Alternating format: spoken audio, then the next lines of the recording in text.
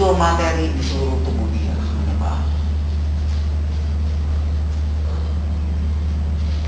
Muncul, menyebar. Tanpa kita tahu dia menghasilkan, memproduce materi dalam tubuh kita. Nah, yang kedua, pikiran. Ketika kita memikirkan sesuatu, itu juga muncul materi dalam tubuh kita Kalau makan udah jelas ya kan, makan makanan ya kan. Makanan itu sebenarnya bukan hanya yang dimakan oleh sini, termasuk udara yang masuk lewat pori-pori, termasuk ketika kita salaman terjadi diffuse, betul nggak? Difusi, betul nggak?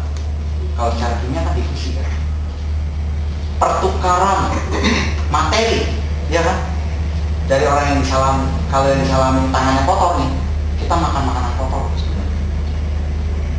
Makanya kita kalau salaman cuci tangan dulu ya kan, bersihin dulu ya kan, supaya tidak meracuni orang. Apalagi kalau kita sakit misalnya kayak begitu. Makanya dokter kadang pakai sarung tangan ya kan, kayak begitu.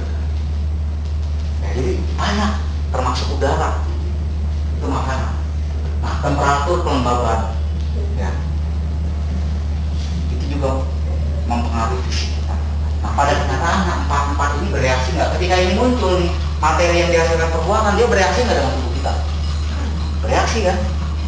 Ketika pikiran sesuatu muncul materi, bereaksi nggak dengan tubuh kita? Bereaksi, ini semua kombinasi.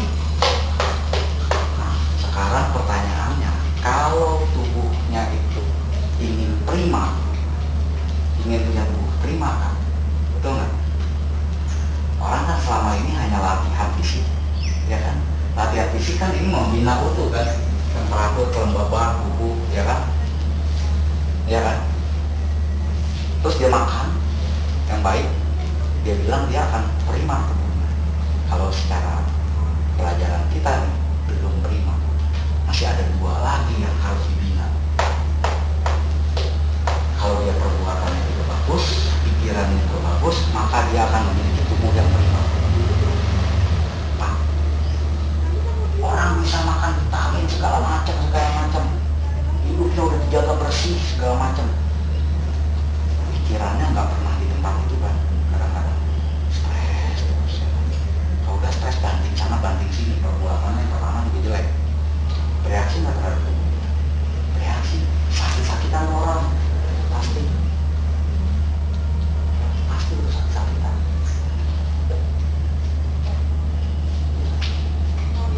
Jangankan itu, kalau sering-sering misalnya ya, kalau ini bayangkan ini buah mangga muda harum, kalau ibu-ibu mungkin udah begitu ya kan, ngebayangin itu merem, dia kebayang, belum makan ya kan, belum action nih, belum dua-dua nih, baru pikiran nih, ngeliat. Udah, dari mana ludah itu muncul? Nah, saya tanya. Dari mana? Kalau dihitung literannya di ludah, pada saat sebelum melihat mangga, mungkin cuma sekian mili, ya kan? Mililiter. Setelah melihat mangga, bisa jadi sekian puluh mililiter gitu kan ya?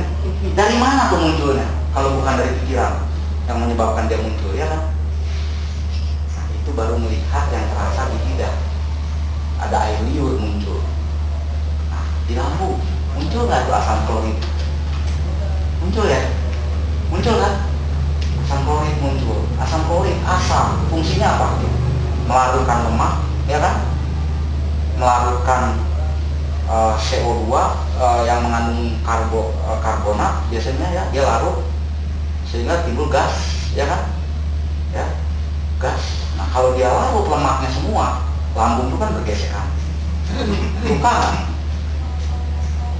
Kalau sering-sering ngiler kayak begitu walaupun nggak makan, bisa sakit mah nggak tuh? Sakit mah ya, iya kan? Jadi pengaruh nggak tuh pikiran? Pengaruh. Nah, ketika sedang berkendara, teman-teman berkendara, tiba-tiba ada kucing lewat, kaget nggak? Kaget. Begitu kaget, lemes nggak badan? Lemes ya. Dari mana asam lemas yang muncul di badan kita. Sebelumnya dicari nggak ketemu, ya kan? Tapi muncul kan? Dari mana? Pikiran kita bukan? Pikiran. Asam lemas muncul, bereaksi terhadap tubuh kita sehingga kita mau berdiri aja susah, mau ngomong aja susah, bengong, ya kan? Pengaruh bereaksi terhadap tubuh kita.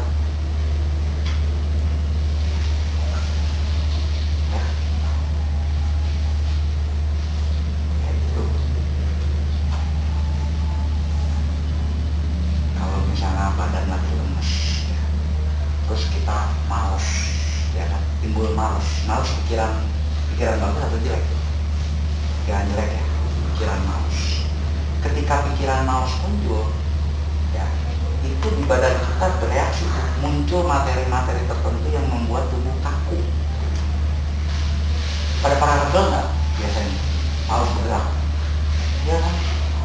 Kayak begitu. Dari mana? Sebelumnya dilihat saat kaku gak pernah ada tuh. Diteliti di kedokteran juga gak ketemu. Tapi begitu mulai malas muncul saat kaku dalam tubuh kita. Dicari-cari itu ketemu pasti. Dianalisa pakai kimia ketemu udah pasti. Ya kan? Nah itu pengaruh, bereaksi semua. Ini pengaruh juga nanti terhadap opini dokter bisa salah tuh. Kalau periksa darah tuh. Iya kan, tergantung pikirannya juga tuh pada saat itu, ya kan. Pikirannya saat itu nggak benar tuh bisa berantakan tuh periksa darah, ya kan, ya nggak benar tuh. Nah, bagi yang ingin melamar kerja atau apa itu harus benar tuh pikirannya tuh, harus positive thinking tuh supaya darahnya bagus, gitu kan. Dan karena di dalam secara Buddhis ya, kesadaran atau pikiran itu muncul di sekitar jantung. Sekitar jantung, bukan jantung. Di tempat terproduksinya darah baru saat itu. Jadi itulah mengapa begitu pikiran itu muncul di sini, karena di sekitar darah baru terproduksi materi kan situ, tersebar darah secara cepat. Darah, edarannya kan cepat sekali, makanya bisa langsung terasa merinding, ya kan? Cepat. Ketika kita marah, langsung panas semua, ya kan? Gitu. Jadi teorinya Buddhis itu memang lain. Di kedokteran umum kadang-kadang disebut bahwa kesadaran itu adanya di otak. Sorry, di dalam Buddhis kesadaran itu munculnya di sekitar jantung, di tempat terproduksinya darah. Nggak ketemu tuh kalau ditunjuk, karena dia muncul padam, sel-selnya mati gitu, mati terbentuk baru, gitu kan? Ya kan? Itu yang disebut hadaya watu nanti. Salah satu materi disebut hadaya watu. Unsur tempat terbentuknya kesadaran di situ. Pada saat kesadaran muncul karena kesadaran kita jelek, materi jelek muncul, dia ikut bersama darah yang diproduksi menyebar ke seluruh. Fenomenanya bisa menimbulkan paradigma baru di kedokteran. Ya.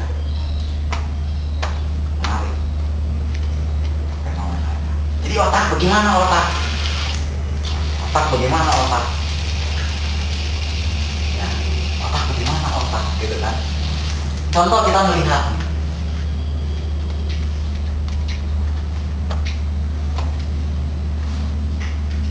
ketika kita melihat objek,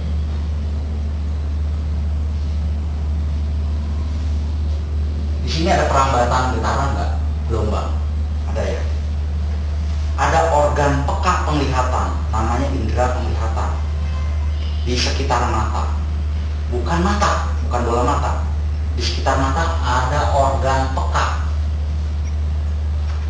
yang bisa menangkap gelombang cahaya ini. Itu kalau di dalam pelajaran ini namanya cakupasada, organ peka penglihatan. Nggak disebut mata di dalam agama Buddha, enggak. Nah, di dalam ilmu pengetahuan juga saya yakin bukan disebut mata. Apa? Retina, bintik kuning ya. Ya kan? Bintik kuning. Nah, ini menumbuh ke sini kan. Pada kenyataannya kan bukan hanya satu garis kan, bukan hanya satu gelombang kan. Ini banyak gelombang nggak? Banyak gelombang. Ya kan, masuk sini. Karena ini gelombang, energi bukan kalau gelombang. Artinya dia menumbukkan di sini.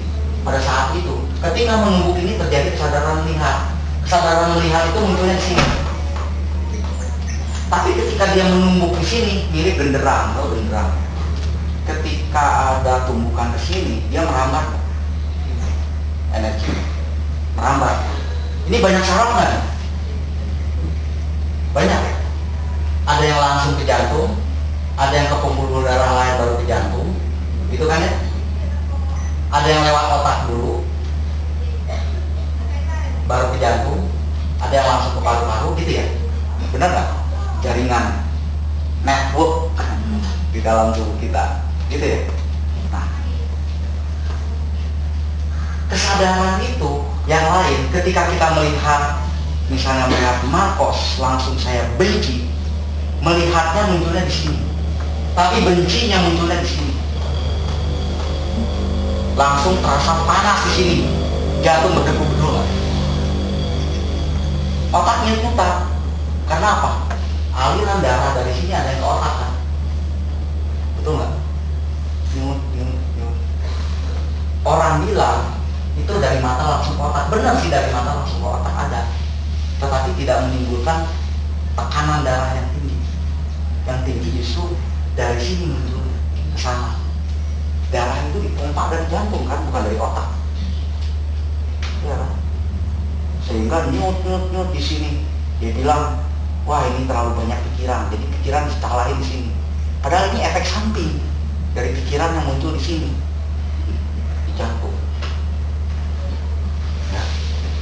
Nah, kalau misalnya ada yang terganggu di sini atau di sini, ini kan masuk ke jantung semuanya informasinya, betul nggak?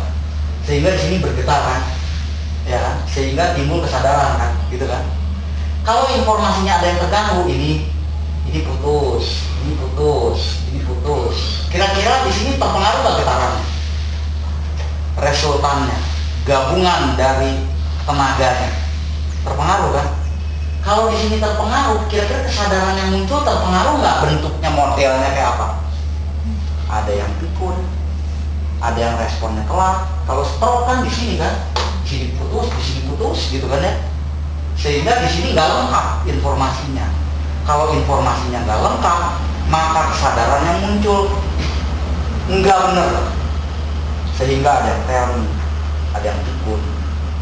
Kalau stroke ya kan, ya, kayak gitu. Supaya lebih lengkap lagi gimana? Kalau melihatnya seperti ini, kemudian saya mencium bau badannya misalnya, nah, oh ini dia. Artinya ada juga yang lewat hidung kan, betul nggak? Ya kan? Sama nggak modelnya ke sini? Menyebarnya sama. Artinya lebih lengkap nggak di sini? Lebih lengkap sehingga kesadaran pengenalannya lebih kuat, betul nggak? Nah, itulah fenomena pikiran. Bagaimana pikiran, saraf, jantung, otak berpengaruh semua, berpengaruh terhadap munculnya kesadaran. Tapi kesadaran yang muncul itu menimbulkan materi. Materi itu berpengaruh juga terhadap kesehatan fisik dia. Semua kayak begitu modelnya. Interaksi.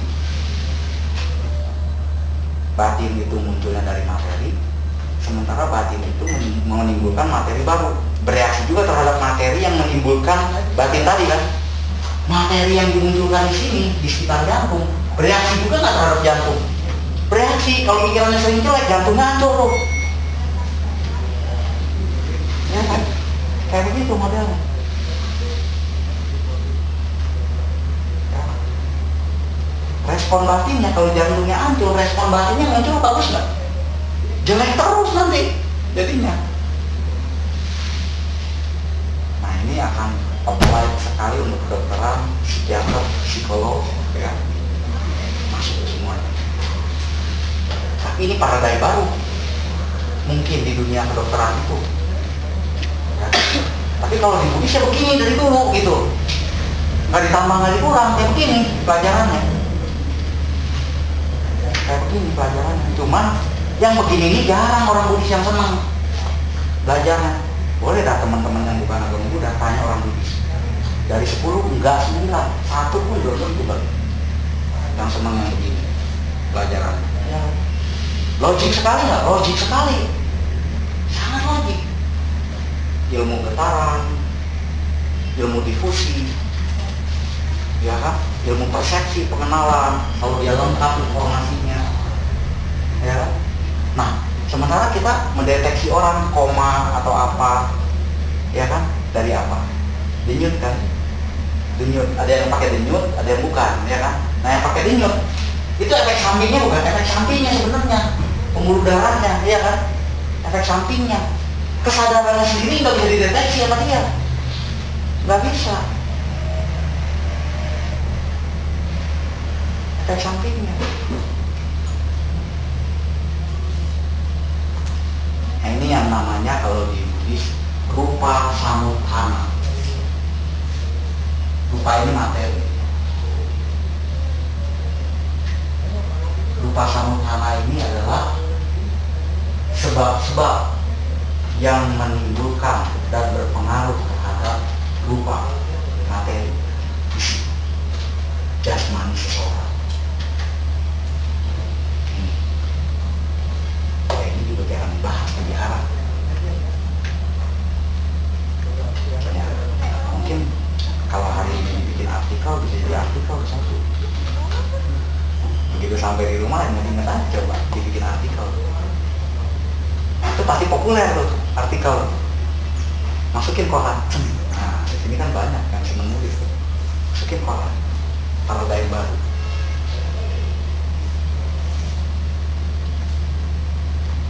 Kira-kira ada pertanyaan di sini?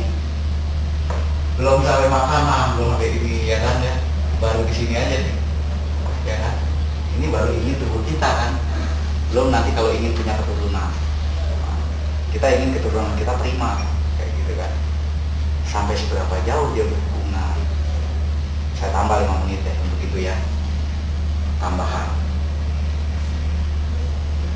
Ada ibu, ada bapak gitu kan ya. Ini yang keturunan Buddhis. Ibu bapak berharap anaknya prima, gitu kan ya. Prima dari sisi mental maupun fisik, gitu kan. Ya kan. Sekarang si ibu jasmaninya kan kalau keturunan dia kan perpaduan dari jasmani ayah dan ibu kan, apa yang disebut sel telur dan sel sperma kan bergabung jadi satu, betul nggak? Telur sperma itu materi kan, materi kan, fisik. Nah fisik sperma dan telur itu masing-masing dipengaruhi ini mereka nggak? Si ibu berbuat apa, berpikiran apa, makan apa, tinggal di apa, pakaiannya kayak bagaimana, bersih apa enggak, berpengaruh nggak terhadap sel telurnya? Berpengaruh. Si ayah spermanya berpengaruh juga, ya kan? Nah, sperma telur dia punya jangka waktu nggak? Expired date punya ya. Artinya dia mulai terbentuk sampai expire itu berapa hari? Artinya minimum si suami istri sebelum terjadinya kopulasi istilahnya, pertemuan itu ya, itu harus ada kualitas yang bagus dari ini. Itu apakah bisa ngejaga? Nggak bisa kan? Kalau nggak bisa ngejaga harus dari jauh-jauh hari. Kalau perlu dari sekarang, dari sebelum nikah.